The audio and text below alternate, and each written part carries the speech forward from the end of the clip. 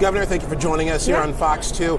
This is your last auto show as governor. It's been quite a journey, I'm sure, over the last 7 years, right? What do you make of what you've seen so far here and your time working with the Detroit 3 as governor? Well, I think it's exciting that the auto show is here. It is thriving. There's so much cool stuff to see. So I hope people come down and check it out. Like, bring the family, because it's really cool this year. Second, obviously we've got a lot of headwinds right now. This is an industry that is changing. They've made great investments in Michigan. We, of course, are dealing with tariffs coming out of D.C. that make it more expensive to build cars, make it harder to make the long-term investments the companies want to make, and could threaten jobs. And so that remains a top concern for the businesses and for me as governor, and that's part of why I'm hopeful as they go to renegotiate the USMCA, that they come up with a good strategy, fix what they don't think is working, but keep it intact so that we can keep competing, because China is a real, very real threat to this industry. You said in the past that tariffs can be a good tool. Given what you had just said, what should the administration do to kind of fix this and save more jobs? Embrace the USMCA and have a long-term strategy that's articulated.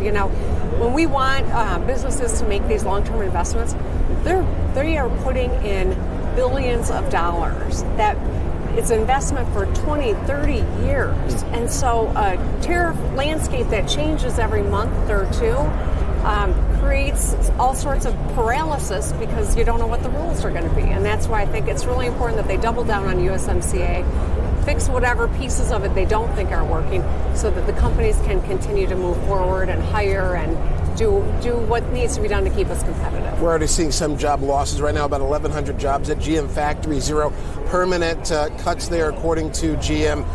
What do you say to workers who made so many gains under that historic contract after the strike? All 3 companies struck by the UAW about 2-3 years ago. What do you say to those workers who are sitting at home right now, not sure when their next check's coming, what they're going to do for work?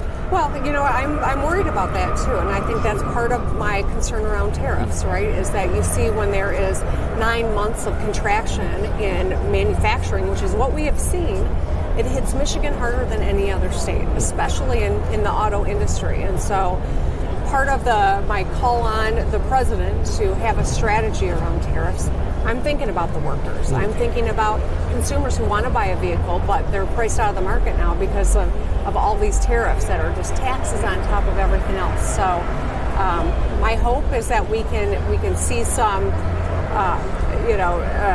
stability in this space, and that we can get back to making these investments and the workers don't have to be concerned. Similar kind of somewhat related auto news. The president was here this week, of course, toured the Ford Rouge plant. There was that incident that happened with a worker calling him out on some political matters. That worker has been suspended. What would you say to that worker? What should happen to this worker? Listen, politicians should have thick skin.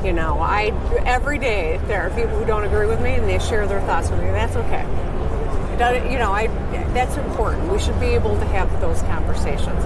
As far as, any repercussions, I hope that whatever rules of the company are followed, but I would hate to see that worker be penalized for just speaking up. Gotcha. Last question I had, a little bit of a different issue, the cell phone ban bill. Where do you stand on this measure as it approaches your office? Hey, I want to get it to my desk. I called on them to do it last year. I'm pleased to see some movement happening. I hope it gets to my desk soon. Gotcha. Anything else you'd like to add, Governor? No. Happy New Year. All right. Happy New Year. Thank you so much for Governor.